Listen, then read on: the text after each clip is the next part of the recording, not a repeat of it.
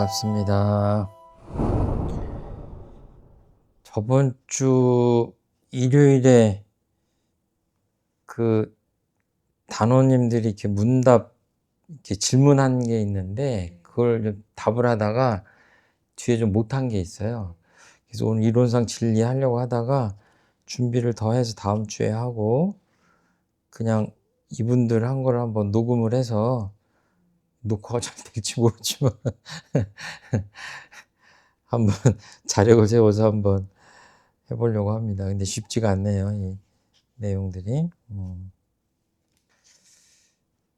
그냥 편안하게 지금 진도를 나가는 게 아니니까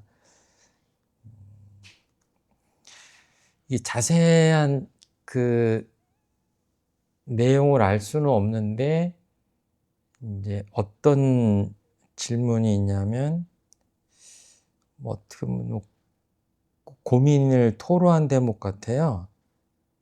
희망이 없고 법문은 나와 멉니다. 그러니까 여러 가지 그 내용들이 있었는데 이 질문이 좀 가장 무겁게 다가왔던 것 같아요. 그래서 좀 자세한 내용은 알 수 없지만 좀 절망적인 좀 마음 상태가 느껴지고, 교당을 다니면서 공부를 하지만 실제로 배우는 법문이 잘 와닿지 않는, 거리가 자꾸 멀게 느껴져서 도움을 받지 못하는 그런 상태를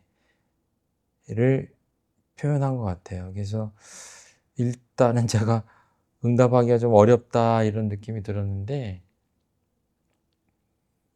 그 참고로 이제 대종사님께서 이제 희망에 대해서 말씀하신 대목을 한번 찾아보니까, 희망이 끊어진 사람은 육신은 살아있으나 마음은 죽은 사람이니, 쭉 말씀을 하시면서 희망이 끊어진 사람은 그 마음이 살아나기 전에는 어찌할 능력이 없나니라, 이런 말씀들을 하셨는데, 그리고 이제 불보살들은 모든 중생에게 큰 희망을 열어주는 원력을 세우고 세세생생 끊임없이 노력한다, 이런 말씀을 하셨어요. 그러니까 희망이 끊어진 사람에게 희망을 주는 일이 가장 중요한 일인데 어렵죠. 희망이 끊어졌다는 표현을 이제 절망이라고 표현하는 건데, 뭘 특별히 바라는 것도 없고 소망하는 것도 없고 희망하는 것도 없고 할 때를 이제 끊어진다는 절자를 써서 절망이라고 하는데, 이분이 꼭 절망을 하는지는 알 수가 없어요. 그냥 희망이 없다 이렇게 표현했으니까 이것이 아주 심각한 이제 그런 상태를 표현하는지, 아니면 그냥 좀 살맛이 안 난다, 좋은 일이 없다, 좀 실망스럽다, 이 정도인데 이제 희망이 없다고 표현했는지 이제 알 수가 없어요. 근데 마음 공부라고 하는 것은 이렇게 내가 희망이 없다라고 느껴졌을 때 그 희망을 다시 되살리는 게 마음 공부잖아요. 근데 도대체 그 보이지도 않는 마음 가운데서 이 좀 실망이나 절망이 될 때 이 희망을 어떻게 되살리느냐 하는 문제가 쉽지는 않은 것 같아요. 그러니까 크게 보면 이제 공부인들은 이제 희망이라고 하면 굉장히 천차만별이라, 내가 바라는 것, 세속적으로 또 현실적으로 이루고 싶은 것, 이런 것들을 쭉 나열하고 그런 것들이 이루어졌을 때 이제 희망을 달성했다 이렇게 생각할 수도 있는데, 그러니까 이제 이 표현만 가지고는 어떻게 대답하기가 그런데, 그런 그 희망보다도 이제 공부인이라면 이런 희망들을 다 포괄하고 있는 좀 더 차원이 높은 서원을 챙기는 것이 가장 좋긴 하죠. 이 서원이라고 하는 것은 희망하고는 좀 달라서, 서원을 한번 세운다고 하면 서원에도 부침이 있고 서원이 약해지기도 하고 시들기도 하긴 하지만, 그래도 이 큰 서원을 세우면은 그 서원은 어떻게 보면 생명력이 굉장히 차원이 다르게 이제 오래 가죠. 이 부분적인 희망보다는. 그래서 불교의 사홍서원 이런 얘기도 하고, 우리 원불교인들의 어떤 이공부이 사업에 대한 그런 공부와 보훈에 대한 그런 서원이 있고 하는데, 이왕이면 이제 희망을 논하는 것도 현실적으로 필요하지만 서원을 좀 챙기면 좋지 않겠냐 하는 그런 바람이 있죠. 그것도 쉽지는 않을 수가 있긴 한데, 그래도 공부인이라면 서원을 좀 챙기면 좋겠다 하는 말씀 드리고 싶고, 그리고 이제 대면을 해서 사연을 들어봐야 되겠지만, 이제 희망이 없다라고 하는 것의 구체적인 내용이 뭔지 모르지만, 대종사님께 이런 표현을 하시거든요. 이제 이소성대는 천리의 원칙이다, 이런 표현을 하세요. 뭐든지 작은 것이 커진다는 얘기인데, 작은 것으로서 큰 것을 이룬다. 그러니까 하찮게 보이는 것들을 정성스럽게 해내서 의미 있고 위대한 것을 이룬다, 이렇게 볼 수가 있는데, 무엇이 이루어지지 않기 때문에 좀 절망하거나 실망하는 그 과정을 가만히 보면, 내 능력 바깥의 것을 바란다거나 너무 빨리 이루기를 바란다거나, 이제 그래서 실망하거나 절망하는 경우가 많거든요. 그런데 원불교인들은 인과를 믿잖아요. 그러니까 1 더하기 1은 2다. 2 더하기 1은 3이다. 이렇게 차근차근하게 그 인과의 원칙에 따라서 살아가는 걸 다른 표현으로 하면 이제 이소성대라고 할 수가 있는데, 내용이 어떻든지 간에 이소성대의 삶의 태도는 굉장히 중요하다. 그러니까 뭔가 좀 큰 것을 바라서 그것이 이루어지지 않았을 때 실망하거나 절망하기보다는 아주 차근차근하게 작은 것들을 정성스럽게 실천하면서 느끼는 그 보람이 있잖아요. 그거는 되게 실패하지 않거든요. 아주 작은 것들을 정성스럽게 쌓아가는 때는 실망할 일이 별로 없잖아요. 그쵸? 큰 것을 바라서 성급히 뭔가를 바랄 때 실망하거나 절망하는 것이지, 아주 미세한 것들을 하나하나 쌓아가는 과정은 사실은 누구에게나 가능한 경우가 많죠. 그래서 이소성대하는 삶의 태도가 중요하지 않을까, 이렇게 생각을 합니다. 그래서 대종사님도 작은 일부터 공을 들여라 하는 말씀을 하시거든요. 그러니까 큰 희망이나 큰 원도 결국은 티끌모아 태산이라고, 그 이소성대의 삶의 태도로 다가가는 게 맞지 않을까, 그런 생각을 합니다. 그래서 이분이 이제 사연을 정확히는 알 수 없지만, 우리가 인과의 이치를 안다면, 믿는다면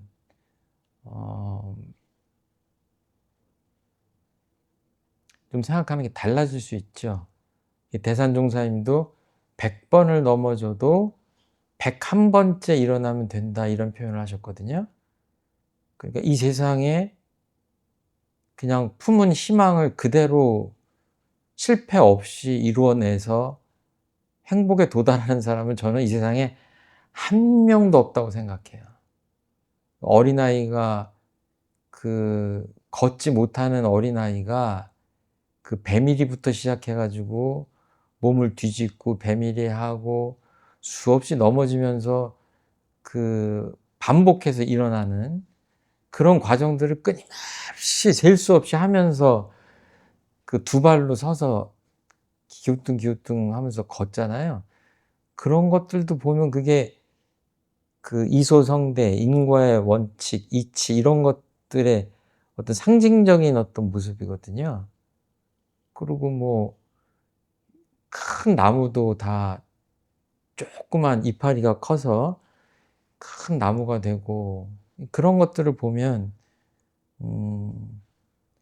절망하기보다는 끊임없이 희망하는, 절망하더라도 그 다음에 다시 희망하고, 또 절망하면 또 희망하고, 그런 것들을 계속 반복할 수 있으면 그런 것들을 일러서 서원이라고 할 수 있지 않을까, 이렇게 생각을 해요. 그래서 제가 모두에도 희망도 좋지만 서원을 챙겨보자라고 하는 것은 그 서원 안에는 수많은 희망과 절망이 같이 녹아있는 거 아닌가, 그런 생각을 하고, 이렇게 희망을 품는다, 그런 표현이 있잖아요. 외부적인 성취하고 상관없이 희망은 마음 안에 품는 겁니다. 내가 희망을 품고 있다고 하는 것은 누구도 그 희망을 뺏어갈 수 없거든요. 왜냐하면 보이지 않는 내 마음 세계 안에 내 희망이 존재하기 때문에 그거는 내가 그냥 굳게 품으면 돼요. 근데 그거를, 희망이 외부적인 세계에서 이루어지지 않았을 때 자꾸 그것을 절망스럽게 여겨서 그렇지, 안 이루어져도 희망은 마음속에 품어 있으면 되거든요. 품고 있으면. 그러면은 계속 이소성대 삶의 태도로 노력하게 되고, 이제 그러다 보면 조금씩 이루어지고, 그러다 보면 그런 사람에게는 이렇게 절망스럽다, 뭐가 안 된다, 실망스럽다 하는 그런 얘기는 해당이 안 될 수 있지 않을까, 이렇게 생각을 합니다. 교리적으로 보면 가장 쉽게 접근할 수 있는 방법은 사실은 이렇게 감사생활, 끊임없이 내가 힘들고 좀 절망스러운 상황이어도 가만히 내 주변을 보고 하면 나한테 엄청난 은혜가 주어지고 있다고 하는 것에 대해서 늘 감사하고, 또 내가 이렇게 희망한 것들이 안 됐을 때 내 마음을 좀 깊이 들여다보고, 그런 아주 기본적인 우리 원불교 신앙과 수행의 두 축을 놓치지는 말아야 된다는 건 기본적으로 그거는 좀 챙기셔야 될 것 같고, 그리고 이제 두 번째 보면 법문이 나와 멀게 느껴진다, 이제 이런 표현인데, 이거는 좀 누구든지 이렇게 신앙에 입문한 분들한테 이런 것들은 없을 수는 없는 것 같아요. 예를 들어서 불교에 입문을 했다, 기독교에 입문을 했다, 원불교에 입문을 했다, 그래서 경전을 대할 때 정말 읽자마자 다 그 경전을 소화할 수 있다거나, 정말 내 마음 그대로 표현되어 있구나, 이렇게 공감하는 거는 쉽지 않다.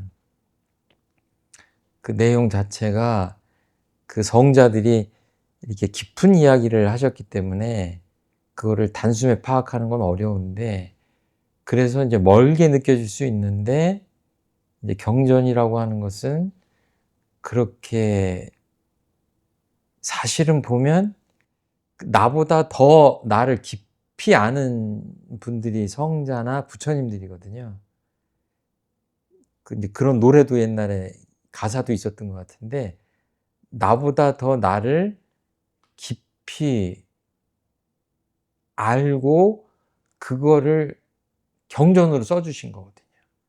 이 우주의 신비도 그 우리들 마음의 어떤 신비로움에 대해서 아주 깊이 깨달아서 이제 그거를 밝혀줬기 때문에, 경전이 어려운 것이 아니라 어떻게 보면 그 우리 나 자신 또는 나의 어떤 심층 심리, 또 이 우주의 그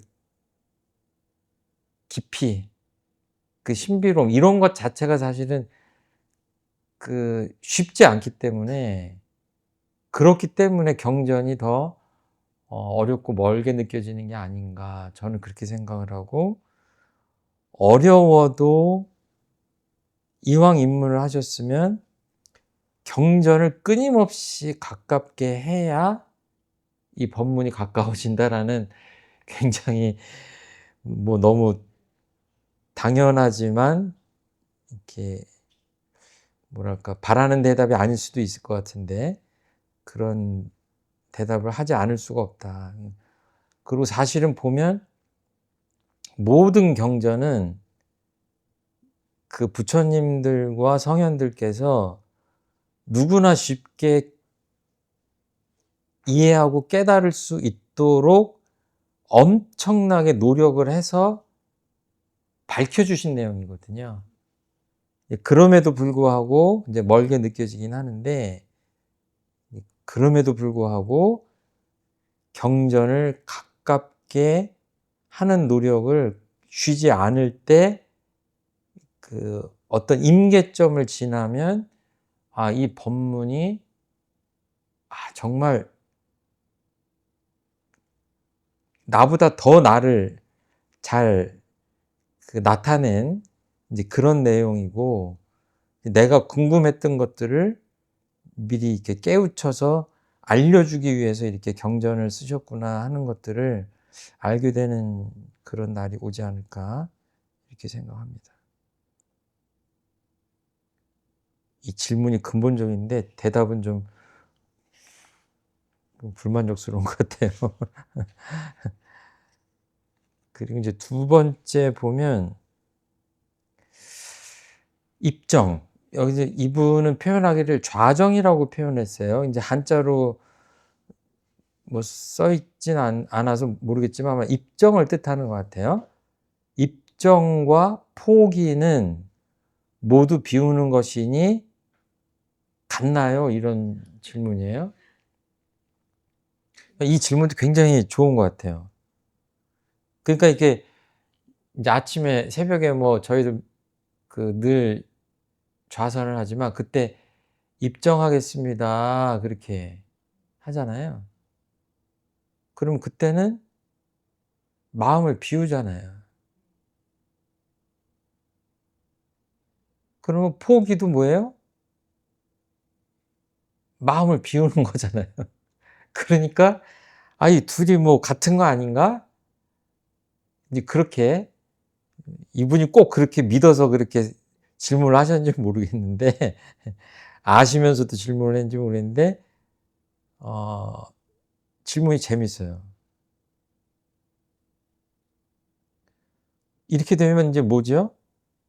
뭐 힘든 일을 하다가 사실은 그냥 마음을 좀 놔버리면 편하잖아요. 에이, 그냥 그만두지 뭐.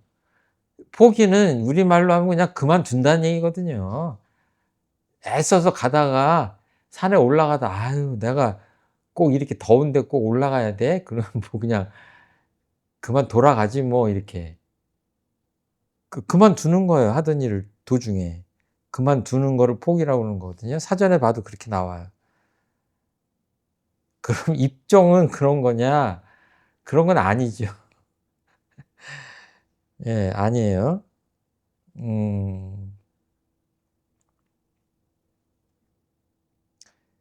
이 비유가 딱 맞는지는 모르겠는데, 예를 들어서 아이가 칭얼칭얼대고 막 그 케어하기 힘들게 칭얼댄다 그러면 저기 문 밖에다 갖다가 놓고 들어오면 되잖아요. 그쵸? 안 들리잖아요. 괴롭지 않잖아요. 아이가 그냥 맨날 깽깽거리고 케어하기 힘드니까 저기 바깥에다 놓고 오면 되잖아요. 그쵸? 그 비유가 적당하진 않은데 비유하자면 그 폭이랑 비슷해요. 뭐가 해결된 게 아니라 그만두는 거예요, 그냥. 그 아기가 뭐가 불편해서 우니까 아기를 막 잘 보살펴 가지고 아기가 울지 않게 만들어야 맞는데 하기 힘들다고 그래서 그냥 문 밖에다 놓고 그냥 잊어버린다고 해서 되냐? 그거는 이제 포기죠, 포기. 인간관계가 어려우니까 그걸 어떻게 하면 돼요? 관계를 끊으면 되죠. 그쵸? 이런 게 포기죠. 근데 갑돌이하고 갑순이하고 잘 지내다가 갈등이 생겼다. 그러면 포기한다는 건 뭐죠? 그만 만나자 그러면 포기죠. 예, 근데 재밌게 표현하자면 갑돌이가 갑순이 마음을 모르니까 어때요?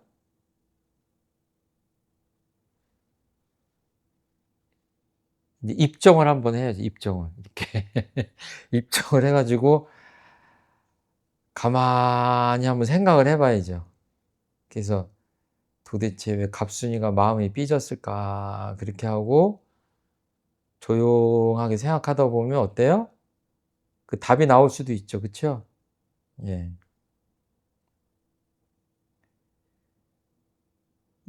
진정한 입정은 뭐예요? 아예 분별성과 주착심이 없어서 교전에 보면 정신을 이야기하면서 마음이 뚜렷하고 고요하여 분별성과 주착심이 없는 경지 이랬거든요. 그러니까 원적 무별하다 한자로 표현하면 그래요. 뚜렷하고 고요하고 옳다 그르다 뭐 더럽다 깨끗하다 이런 분별심이 없는 상태예요. 그러니까 아까 갑순이가 왜 삐졌을까 그러고 생각한다고 그랬잖아요. 순서를 따지면은 그 생각을 하기 전에 아예 그 생각도 안 하는 원래 고요한 마음 그 자리로 들어가는 게 입정이에요. 들어갔다가 나오면서 갑순이가 왜 삐졌을까라고 차분하게 생각하는 거. 그거는 이제 한자말로 하면 공적영지 그래요. 마음이 고요한 가운데 신령스러운 그 지혜가 나타나는 것을 말하는데 그런 걸 이제 사회에서는 명상 이렇게 표현하기도 해요.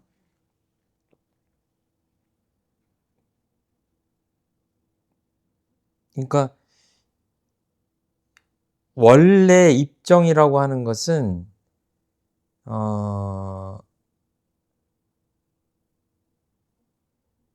이게 선정에 드는 거거든요. 근데 좀 쉽게 얘기하면 온전한 마음을 회복하는 거예요. 공적 영지를 회복하는 거고 또 다르게 표현하면 이 진리와 하나 되는 그런 거예요. 그러니까 이때는 아무 생각을 안 하는 것 같지만 엄청나게 그 뭐랄까요?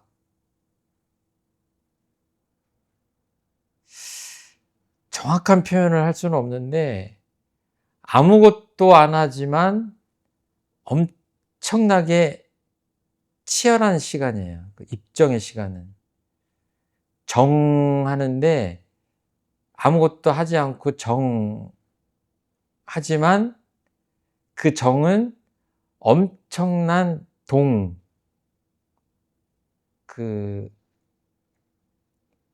액티브한 거죠. 동한 것을 품고 있는 거죠. 그러니까 정의 바탕에서 동한다고 하는 거거든요. 그러니까 뭐예요?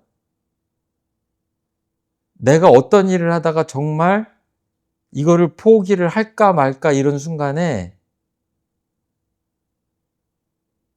포기를 해야 될지 포기를 하지 말아야 될지를 결정하기 어렵다 그러면 어떻게 해야 돼요? 오히려 그 생각을 비우고 깊이 입정에 들어갈 필요가 있죠.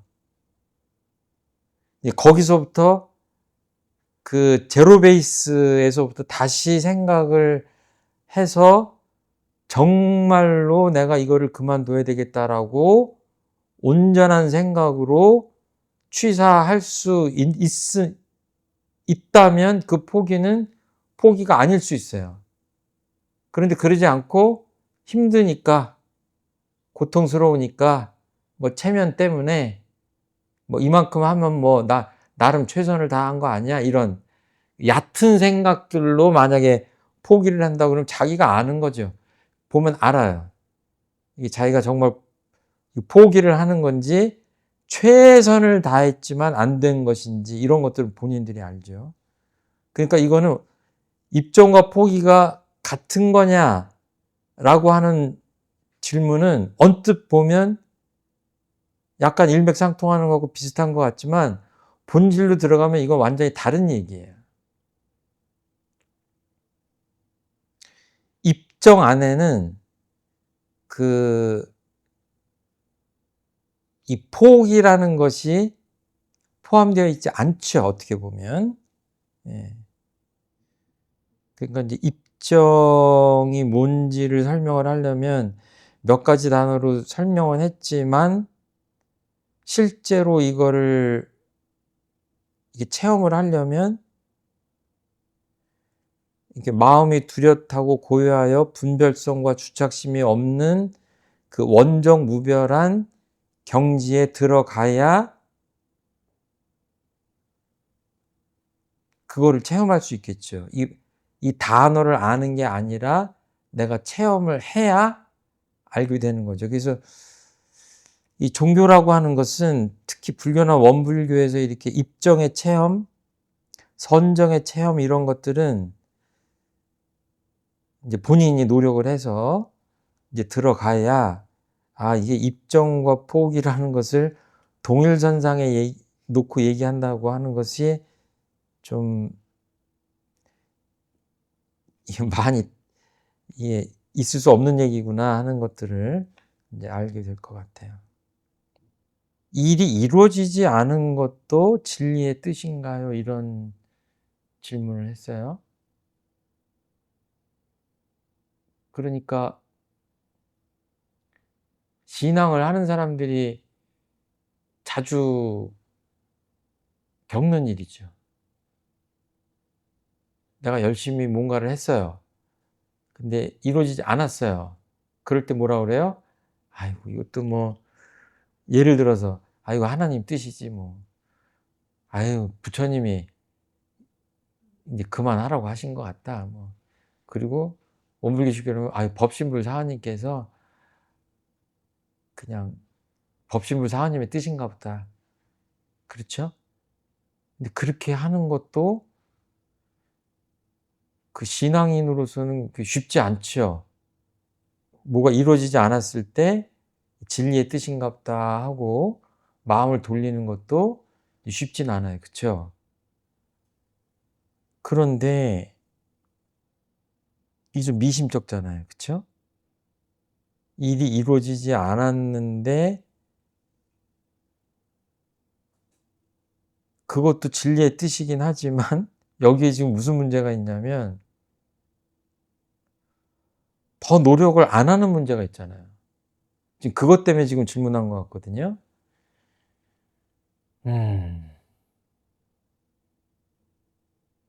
이만하면 내가 할 만큼 했다.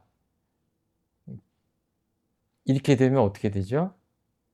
더 노력 안 해도 되잖아요. 그렇죠? 그 문제가 따르죠. 그래서 이제 진인사 대천명 이렇게 표현하는데, 사람으로서 내가 할 만큼 다 했다. 이제 천명, 하늘의 뜻을 기다리면 된다. 이런 얘기거든요. 근데 문제는 뭐죠? 천명을 기다리는 것에 문제가 있는 게 아니라, 진인사, 사람으로서 해야 될 최선을 다 했는지를 알 수가 없는 게 문제죠. 그렇죠? 이거는 이 신앙인 수행인들이 현실 속에서 아주 자주 이렇게 만나는 경계인 것 같아요. 이만큼 노력했는데 나름 최선을 다했다라고 자부하는데 안 됐을 때, 아, 진리께서 여기까지 하라고 하는가 보다 라고 해석할 수 있잖아요. 그렇죠? 그러니까 이게 객관적으로 측정하기가 어려운 문제가 있어요. 주관적으로 보면 내가 나를 봐서 정말로 최선을 다했는가, 진인사 했는가를 좀 의심할 필요가 있죠. 그래서 이거 딱 부러지는 대답을 하기 어려운 것 같아요. 조금 생활 속에서 할 수 있는 거는 법신불 사원님께 기도하는 마음으로 계속 여쭤볼 필요가 있는 것 같아요.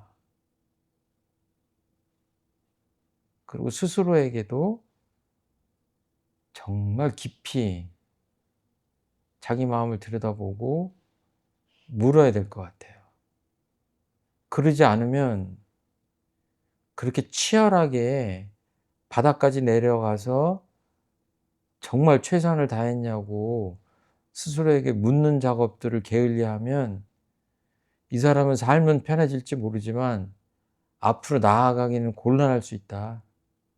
왜냐하면 웬만큼 노력하다가 안 되면 진리의 뜻인가 보다. 그 진리의 뜻을 그렇게 쉽게 내가 단정져서 적용하면 그건 안 맞잖아요. 그렇죠? 예. 근데 마음 공부를 깊이 한 그런 수행인들은 자기가 최선을 다했는지, 최선에 가깝게 했는지, 또는 최선을 다하지 않았는지를 압니다. 그러니까 뭐예요? 그렇게 속 깊이 공부한 수행인들 곁에 있는 사람들은 그 사람을 잘 몰라요. 저 사람은 그만둘만 한데 왜 저렇게 불가능해 보이는 일을 계속할까? 그런 사람도 모르는데, 예를 들어서 부처님이나 성현이나 소태한 대종사님이나 이런 분들 그 모습을 보면 뭐예요? 왜 꼭 저렇게까지 해야 되지? 예수님은 십자가에 못 박혀 돌아가실 때까지, 돌아가시면서도 하느님에 대해서 뭐라고 말하고 기도하셨잖아요.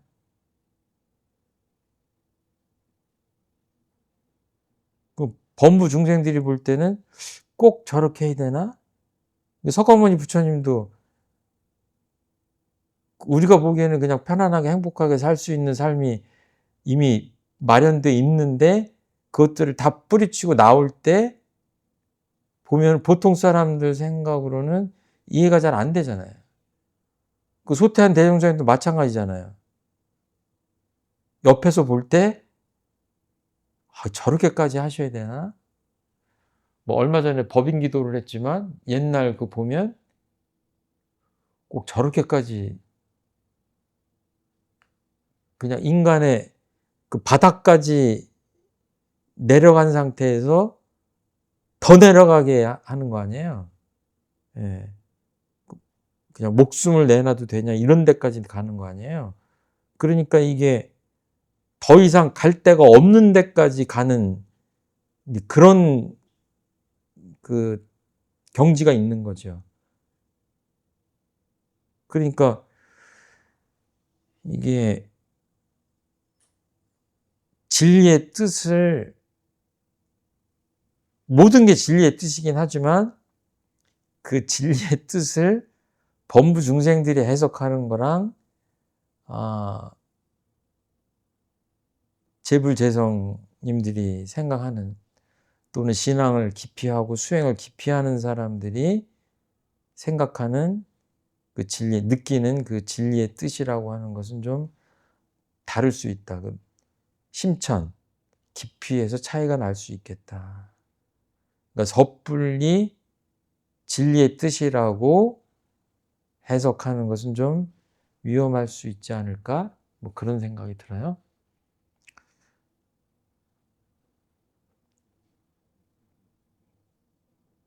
이제 우리 심고와 기도 보면은 이제 자력과 타력에 대해서 얘기하는데, 이게 중간에 이렇게 진리의 뜻이라고 쉽게 해버리면 뭐죠? 자력이 커지질 않죠. 그냥 바로 타력으로 가버리는 거죠. 예, 그거는 문제가 있는 거죠. 그렇죠? 자력과 타력 모두가 중요한데 자력도 최대한 키우고 거기에 바탕에서 더 커다란 타력도 얻을 수 있게 그렇게 균형 있게 가야 되지 않을까 싶어요. 여기까지 하겠습니다.